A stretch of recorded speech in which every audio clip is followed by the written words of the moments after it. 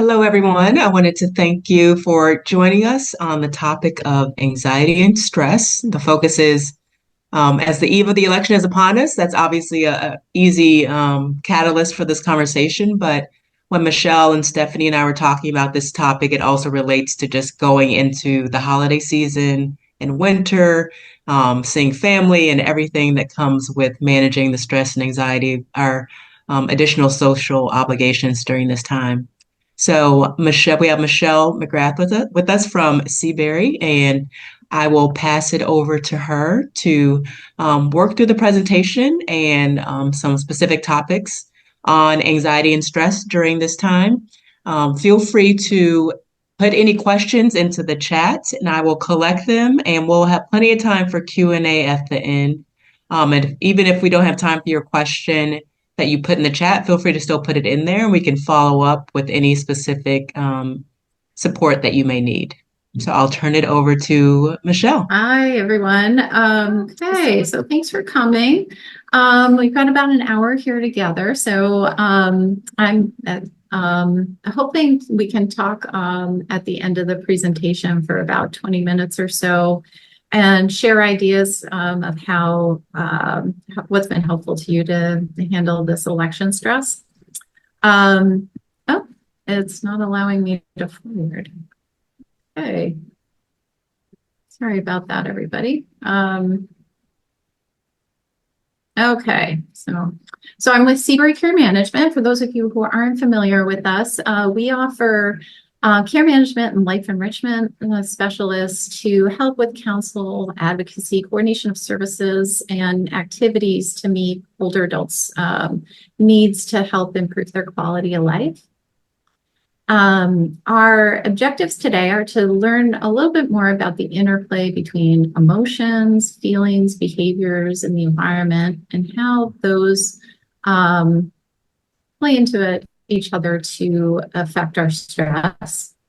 What your election stress is telling you about what's important, and ways to identify those feelings that you're having, especially when they're intense, and riding out the emotional waves, and to be able to carry out what's important to you. We'll talk about intentional communication, especially when there are strong and conflicting feelings, and gaining support from one another. So just some reminders. Participation's welcome. It looks like we have a good number of people that we can keep it intimate. And just when you are talking, to just keep your comments to about 2 minutes or so everybody has enough time to speak if they'd like. We're here to support one another and ourselves. So part of that is just accepting diverging views and respect for the differences that might come up. And this will be a nonpartisan talk. So I'd appreciate if we can focus today on the stress and the impact versus current events and candidates involved. So election stress. You are not alone if you're experiencing that. The APA did a poll and found 73% of Americans are reporting a great deal of stress in this 2024 election cycle. The Pew Trust in Government poll, which has been tracking trust in government since 1958, has shown that trust is down from 77% in 1964 to just 22% now. So the election stress people are feeling comes on top of the collective trauma we all experienced under COVID, environmental changes, extreme weather events, and global conflicts, and social injustice. And that's not even to talk about the personal stressors we all deal with on an ongoing basis. So what is stress? So it's not necessarily bad. It's part of our survival response, and it's a normal response to change and threats that we face. So uncomfortable stress or distress is worry and mental tension that can affect our minds and our bodies. It's again, normal evolutionary response, and it's there to help keep us safe. So evolution does not care about human happiness. It cares about us being safe, staying alive, and procreating. Chronic stress can impact our functioning and our health and relationships. And over the long term can lead to physical and psychological disorders when it's not managed well. And we can learn how to respond to stress and how to cope. And it's interesting, stress is a contributor to have these stressful external events, but stress always happens as not just the event, but how we respond to it and how it impacts our nervous system. So just to oversimplify things a bit, and for anybody who was a psych major, this might look familiar, the ABCs of stress. So we have the activating event, which could be external or internal. And then we have a thought or belief that comes up, which could be so fast and automatic that we're not even aware. And then there's a consequence to our emotions and to our behaviors. So I just came up with an example here of Joe here sees a candidate he doesn't like on TV, then instantly feels tension, tightness in his stomach. Then he has the thought of they're terrible, they're a threat to everything he holds dear. He starts feeling anger, texts his friend to vent. Then his friend texts back, validates he should be angry. He gets pumped up, posts something on social media that's mean-spirited. Then others pump him up more and post mean comments back. But then some others start posting things and disagree with him. Now he feels even angrier. And on top of that, he's fearful that maybe something that's important to him has been threatened. Then there's a consequence of more negative feelings, more stress, more disconnection. So then he blocks his social media site, then feels more stress and feels more alone. So let's take this same scenario. And Joe gets angry, texts his friend and vents. Then his friend calls him up, hears him out, listens to him. Then they change the subject, talk about life, talk about how worried they both are. And then they start talking about what's important to them. And they work out a way where they can have a small impact. They make a decision to work the phone lines for their candidate together. Joe feels less intense stress. He feels more of a connection with his friend. In the long term, his stress levels decrease and he feels less hopeless and alone. So same event, different outcome. So some of the common difficult feelings we have with election stress are anger, which can be a very powerful force that can build or destroy. So I like the example of Candy Lightner as an example of how anger can build. So she was the founder of Mothers Against Drunk Driving in the 80s after her 13-year-old daughter had been killed by a drunk driver. McGrath then worked to change legislation throughout the US on drunk driving, and we're still living under those laws today. Fear is another common difficult feeling that comes up. And there's a good book called The Compassionate Mind, and they mention 3 types of fear: fear of being hurt or destroyed, fear of having no control, and fear of being marginalized or excluded. And other feelings that come up are despair and hopelessness, powerless, feeling lonely or disconnected. And we can and do have multiple feelings all at once. And sometimes those feelings can be contradictory. So if we try to avoid certain feelings, often we push away feelings we'd like to have too. And there's a boomerang effect. So the more we push it away, that feeling comes back in the long run. And then when we get bogged down with those feelings that we don't want to deal with, that's when that safety response kicks in. And that's that hardwired response that goes way back in evolution that tells us there's something threatening us. We have the same response system to the threats of long ago, like that tiger attacking us in the Serengetis. That response is fight, flight, freeze, flop, or fawn. And that gets kicked in when our stress levels go up. So another part with stress is how we're thinking about things. So I looked this up for this presentation. So we have on average 6,000 thoughts a day. So most of those thoughts come in and out and we're not aware. It's only certain thoughts that get sticky and stay with us. So it can be more accurate to think of our thoughts as not right or wrong, but helpful or unhelpful, and separating out what are facts and what are feelings and our opinions.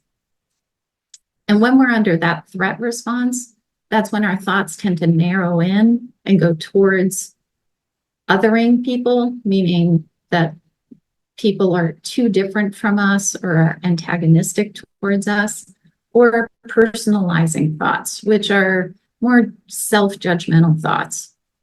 And we all have patterns of thinking that become habits of mind. And they can, over time, become more difficult and start driving how we respond to things without our complete awareness. And our thoughts are strongly influenced by the things around us. So what you see is all there is a quote from a great book, Thinking Fast and Slow, by Daniel Kahneman. And our networks influence our thoughts. So family, media, the internet, and we can't entirely control what thoughts we have, but we can learn how to get unstuck from those unhelpful thoughts. So biases are types of thoughts that we all have, and just getting to know what our own biases are can really help us manage our stress. So here are just a few of the common biases that I thought were applicable to the election. So there's the optimism or pessimism bias, which means if we're in a good mood or bad mood, that influences what we predict and how we appraise a situation. The decline bias is a tendency to compare the past and see the present as worse because it's different from the past, or there's change occurring and that change just seems too fast. The availability bias, where we use information that comes to our minds quickly, or it feels the strongest, and we see that as the most valid or important. The anchoring bias, where we take the first thing we encounter and then we compare other things relative to that. The confirmation bias, where we look to find more value that affirms our current views versus discounts them or disputes them. And the halo and horns effect. So that's attributing the way we feel about a whole person based on one attribute of them. And relationships, well-being and our survival as humans, and meaningful connections help us build resilience against stress, and they improve the health of the people and our communities. So some of you may have seen the reports about the Surgeon General's report, Epidemic of Loneliness and Isolation, that came out in 2023. And in it, Dr. Vivek Murthy, our Surgeon General, says, if we fail to build more connected lives, we will pay an ever-increasing price in the form of our individual and collective health and well-being. And we will continue to splinter and divide until we can no longer stand as a community or country. Instead of coming together to take on the great challenges before us, we'll further retreat to our corners, angry, sick, and alone. So part of what makes stress challenging is we have a lot of strong emotions that come up. And John Kabat-Zinn, a famous psychologist, had a quote that I like here: "You can't stop the waves from coming, but you can learn how to surf." So this next slide here is it's simple in in going through it, but very hard to do in practice. And it's a lifelong practice, learning to ride the emotional waves. So first step is just knowing that an emotion has a beginning, middle, and end. It won't last forever. So being flexible about it, and learning how to respond to it is the best we can do. Emotions are just giving us messages. There's triggers that we all have. So learning to know what our triggers are and seeing how we can practice responding to those triggers can help with writing those out. Emotions typically, they have the beginning, then they come to the top, and then they go down, and then you get back to kind of homeostasis. That process usually takes anywhere from a few minutes to 30. We're just not equipped to dealing with emotions at this heightened level for long periods of time as humans. So being compassionate and open with yourself as you have these emotional waves versus any sort of negative self-judgment can help ride out the waves and keep you from staying up here to kind of going back down to homeostasis a little faster. So when you notice a thought and you notice is this helpful? Is this a familiar thought? What's the story around this thought? And just kind of taking a step back and observing your thoughts, labeling your emotions, noticing how intense it is, and then just a willingness to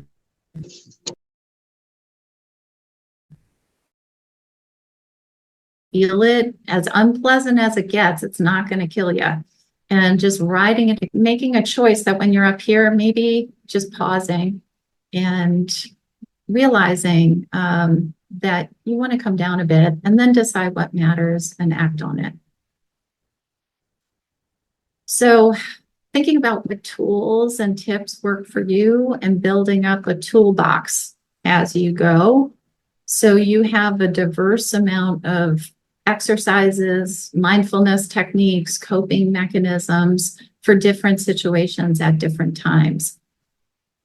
Just taking that pause and a deep belly breath, or moving your eyes back and forth, or stepping outside, all of those things help get to your nervous system to let your nervous system know you're safe.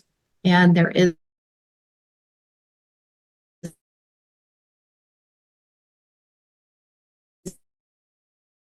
that tiger coming to a nose and hand for the difficult times. Sometimes thinking about to when you were a kid, what were the things maybe your parents or a loving adult said to you? And then as you go through it, reflect back. How did that go? What did I learn from that? What do I want to do next time or do differently? And taking care of your body. I think 50% of mental health is really sleeping, eating, moving your body around and being outside and being with people. And then when it does get too difficult, just knowing you have mental health supports available to you when needed. So political conversations. We live in DC. This is the water we swim in. So when you're engaging in political conversations, just taking a temperature of the room, of yourself, and being considerate of your intentions and impact before getting into political conversations might be helpful. Having that coping toolbox in hand and continuing to update it. And just remembering that it's always up to ourselves to respond to our emotions when triggered. We can't control the other person, and we can't wait for them to respond in a certain way to control our emotions. And part of that is knowing where your boundaries are and communicating those boundaries. They may not follow them, but us identifying those and stating what they are can be helpful. Reminding yourself what matters most in this relationship long-term, and asking and listening more than informing and declaring. And be mindful of venting. It's something that can feel really good in the short run, But in the long run, it can harm our relationships, even if it's venting to people we agree with. So when a conversation does get derailed, what to do? When you find you're really heated or the other person's heated and it's just going in the wrong direction, here are some tips. And some of these are from this Washington Post article that came out about a month ago, tips for coping with election stress. So just saying what you're feeling and how you're owning it. So the example they give here is just to say, hey, I didn't really know I had such strong feelings about this. I'm just going to embarrassingly take a step back and let's move on to another conversation. Or I got into this over my head. Sorry for taking us there. Let's move to something else. Just another way, just repeat back. What did you hear the person say? And just ask, did I get that right? Let the person know you know they're a good person. Assuming this is a person you have a relationship with, just say, hey, I know your heart's in the right place. I'm just a little confused by what you said there because I know you're a great guy. And then just know that this is a learning process that's taking place when you notice your emotions come up. And communicating better is a lifelong exercise. So giving yourself grace, giving the other person grace as you're going through these difficult conversations, and knowing, some good may come of it in the long run. So another part about stress is I think that there's a lot of loss underneath stress, and just acknowledging that there is some grieving here. There's a great book by Judith Viorst called Necessary Losses. It came out a long time ago. And I won't read the whole quote, but I think this captures it, and it's a good thing to just remember. These necessary losses are a part of life, universal, unavoidable, inexorable. And these losses are necessary because we grow by losing and leaving and letting go. So finding what's important to you stress is one of those things that can tell us these are the things I value in the world, or this is what gives me a sense of purpose and what I want to do with my time. George Saunders, the writer, has a quote, "What evil does first in the world, maybe, is to distract us from our pursuit of goodness." So trying to find acts in your life that you can control, and just knowing you can only focus on the process. You have no idea what the outcome's going to be. And you certainly don't know the long-term outcome. So gaining strength from your ancestors, public figures, maybe personal adversities you've faced in the past, and thinking about the next generation. Whatever you can do to kind of bring back the common humanity. And remember, this is not the first time in the world that we've been facing existential crises. So I'm going to close with this story about my mother-in-law, and I personally found her story helpful to keep me motivated. So we lost my mother-in-law, Edie Hoshino, a month ago. And she, following Pearl Harbor on December 7th, 1941, her family was living in San Francisco. And then Executive Order 9066 was signed on February 19th, 1942, that forced the removal of all people deemed a threat. The order was overwhelmingly applied to Japanese Americans living on the West Coast. So over 110,000 people were incarcerated. Edie was 1 year old when that happened. Her family was forced to leave their homes, close their business, and they were taken to a horse stall where they stayed until they were transferred to Topaz Internment Camp in Arizona. While there, her father was recruited to join the U.S. Army and fought in Europe. His twin brother fought in Italy and was killed. In Topaz, the internees formed schools, community organizations, political organizations, and worked to fight for more rights for themselves. In 1945, they were released, and Edie and her family moved to Chicago to live with her aunt, who was never interred because she lived in Illinois instead of California. She went on to go to University of Chicago. She became very active in student politics. She later wrote books to influence the political discourse, and she remained civically activated until dementia made that impossible. So with her example, I think of her and the many other people that went through these dark political times, and they didn't give in to despair. They didn't retreat. And for me, it personally gives me a sense of purpose and obligation to continue in their spirit, and motivates me as I work on my own political and world election stress. So with that, I wanted to hear from the participants here what stories are helpful to you and ways that you found that help support you through this time of election stress. And I think we have a good amount of people here. So if anybody wants to share anything, I'll open up the dialogue. Thank you, Michelle. Feel free to jump in if anyone would like to share about stories that have been helpful for you. Thank you for sharing about Edie. Sounds like she was a wonderful woman. Yeah, she was. And it's important to keep people like that in our lives and hear their stories. So does anyone have a similar story they would like to share?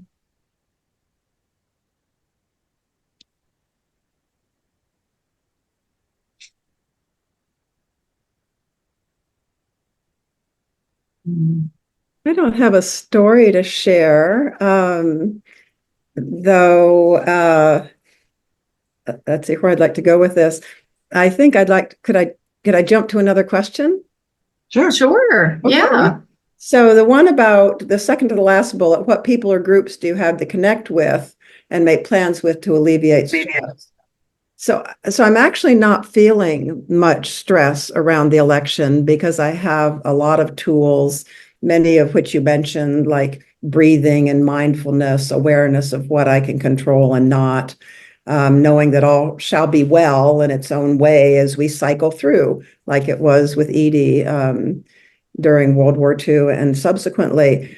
Though, as there was an earlier slide about the common difficult feelings come from, and what stood out for me was the idea of being lonely and disconnected.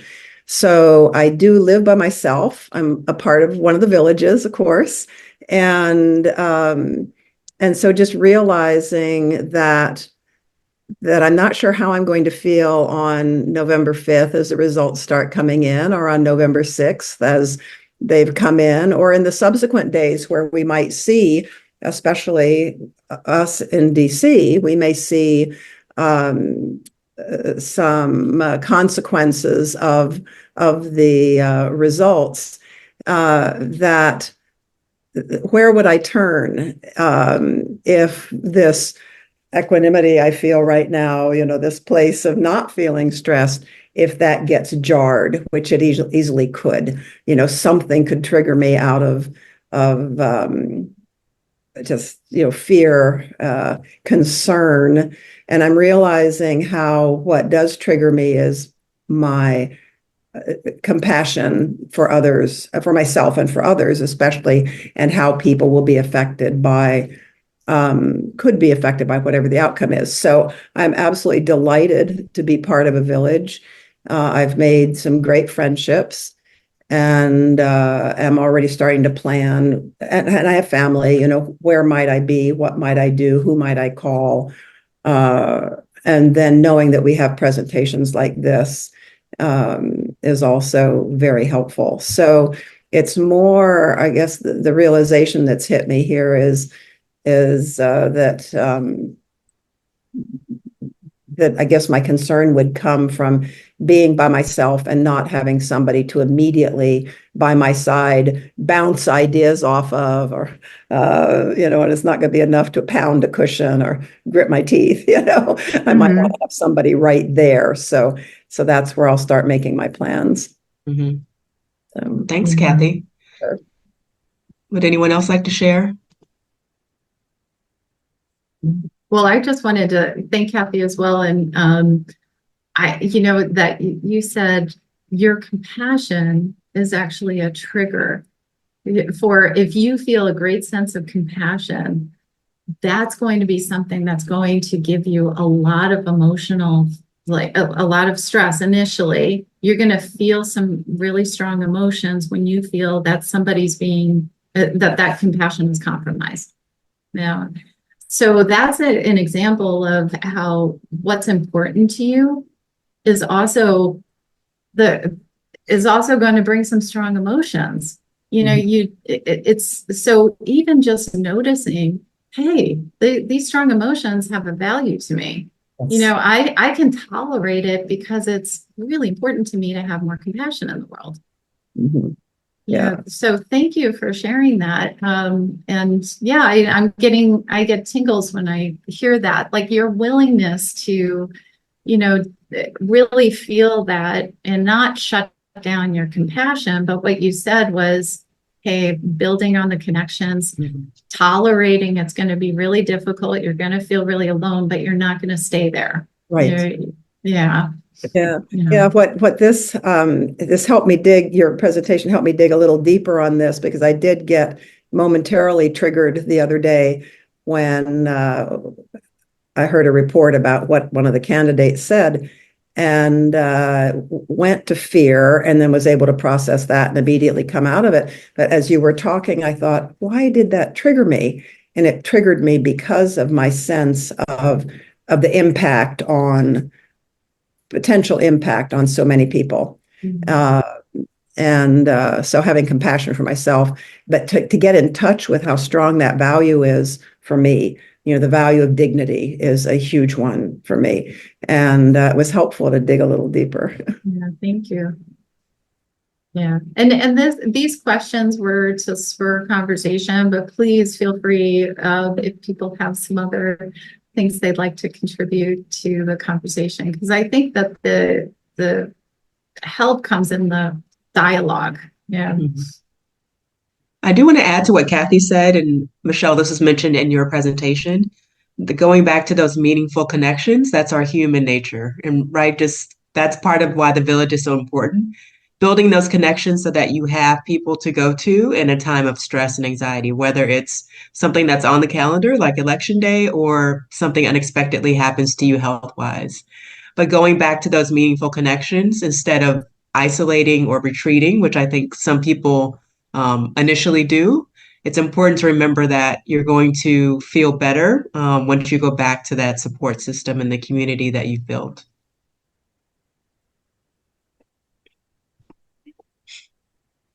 So I see we have Mark, we have Nancy, we have Margaret, Joan, Sharon, and Teresa.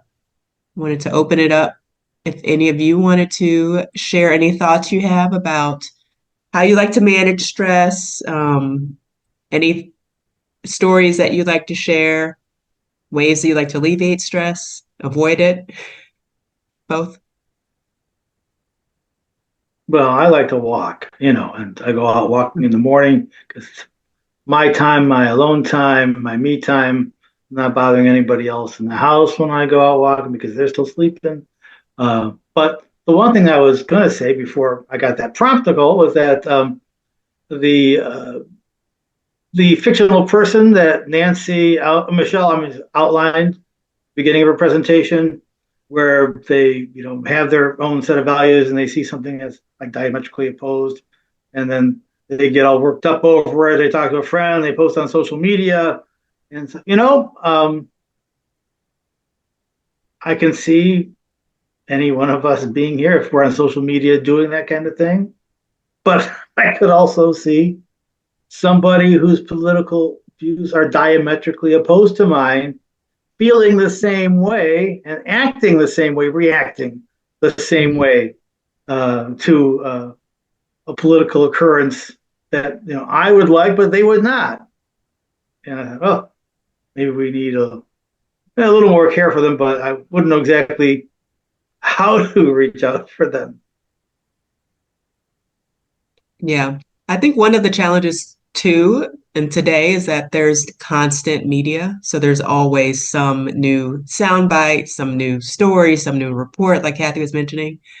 And just remember that we have the option to remove ourselves from that if we want to take a break, and not get that response that triggers stress. So that's also important to remember as well. So doing the walks, like you were mentioning, or exercising or meeting with friends to play cards or whatever people like to do to normally maintain that. I think it's important to remember to keep that in the daily routine and not just obsessively consume media.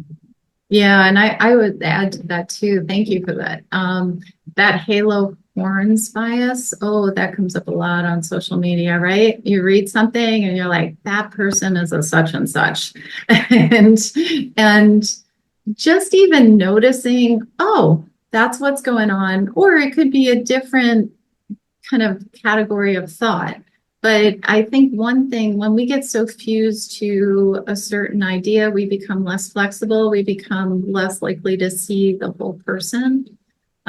So social media is really just no way to know a whole person. So I don't know, personally, I kind of opted out of social media because I just found it things were getting too sticky, and that didn't represent how I wanted to interact with the world. But I can do that. Not everybody can do that for their livelihood, and not everybody wants to. So I think but that intentionality of how am I going to, if I'm noticing myself triggered, how am I going to respond to this trigger? And just making a choice. You can evaluate the choice after, but you don't have to ruminate about it. Just kind of being open and learning and continuing. Or if somebody says something on social media and you say something back and you regret it later, just keep moving on. Hopefully there's no negative consequences. There's always those horror stories about negative consequences on social media, but for the most part, you can just keep learning and moving in a direction towards how you want to be in the world. Mm-hmm. Did anyone else want to share anything in particular, Teresa? Yes, I'm about to dive in. I had to check for spinach in my teeth. I think I'm good to go now. Good afternoon, everyone.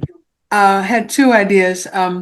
One that's very helpful for stress management for me is the word focus, because I have some medical issues and all kinds of things going on in life anyway, along with the atmosphere that we're living in through the election season here.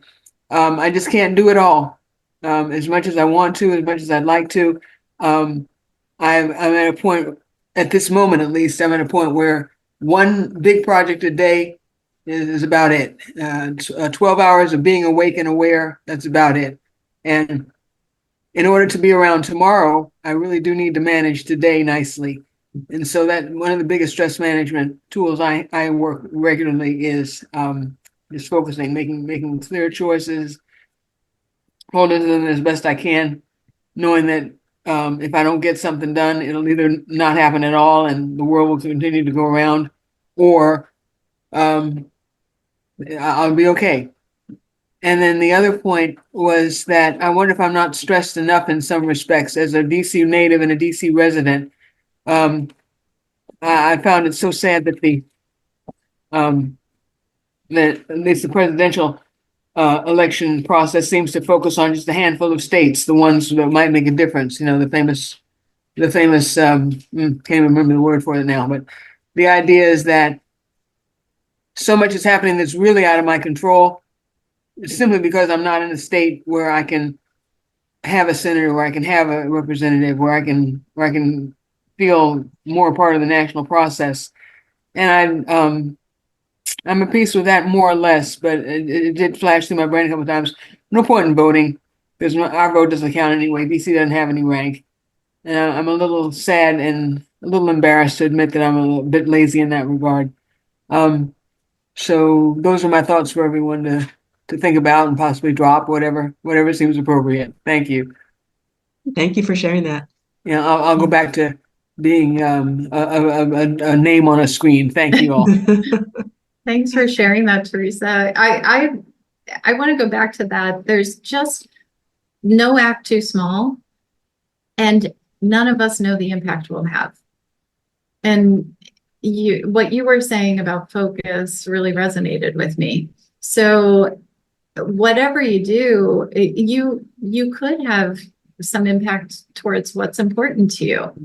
And that could be just conversations you're having day to day, or just and with DC not having the right to vote, or in the Senate and House, but even just if you've done things consistent with what you believe in, whether it's in conversations, you're showing up here right now,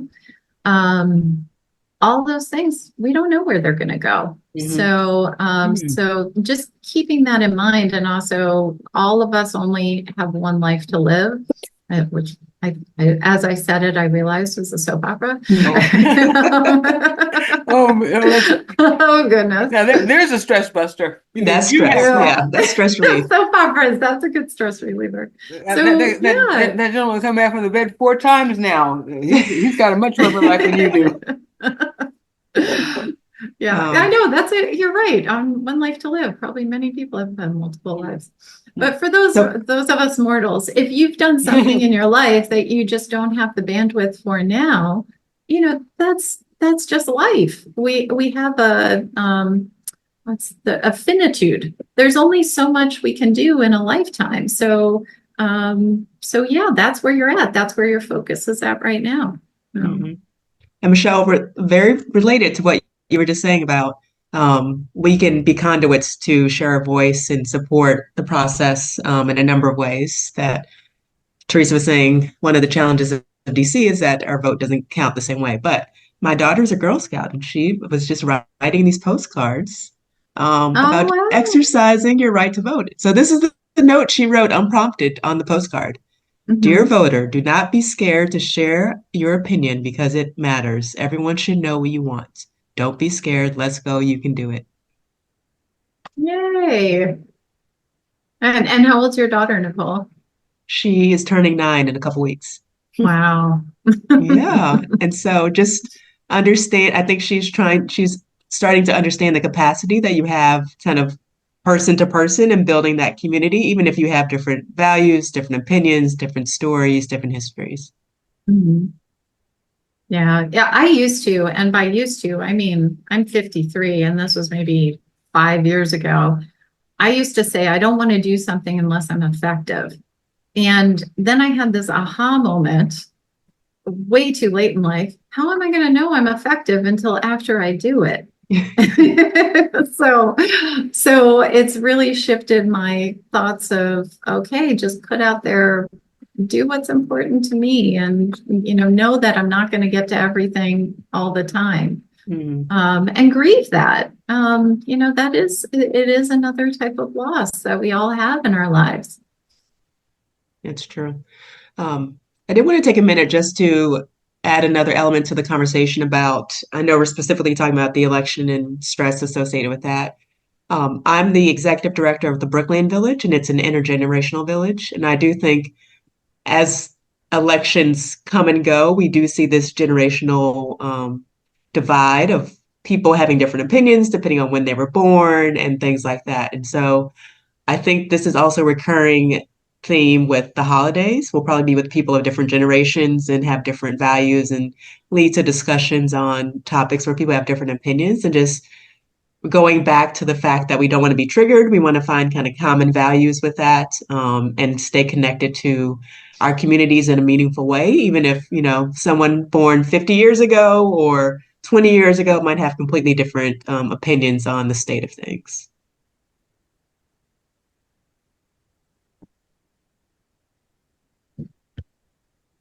Well, we have a few more minutes.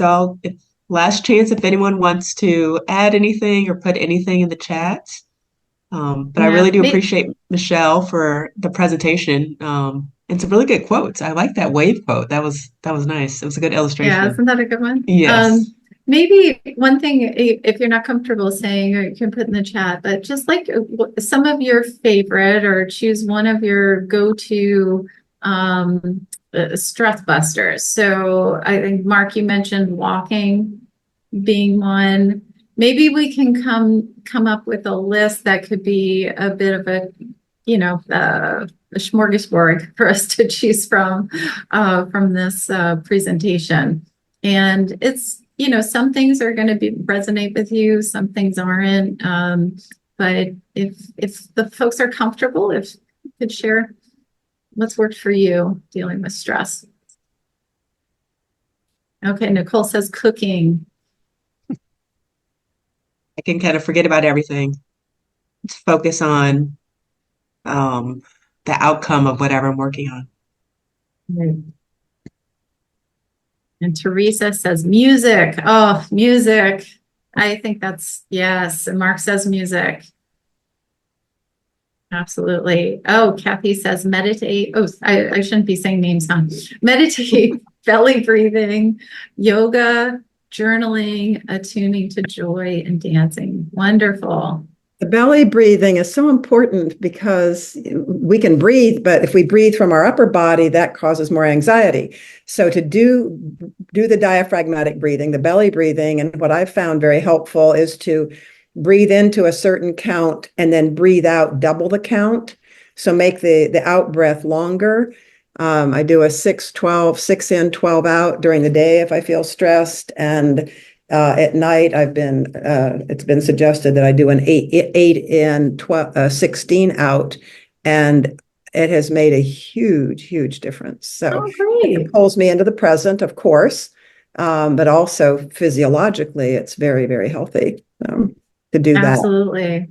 Yeah, the brain is so, the brain is not always our friend. So that's great, Kathy. And those basic things that we can tell our nervous system that we're not in a threatening situation really work. There's another silly thing, just moving your eyes back and forth.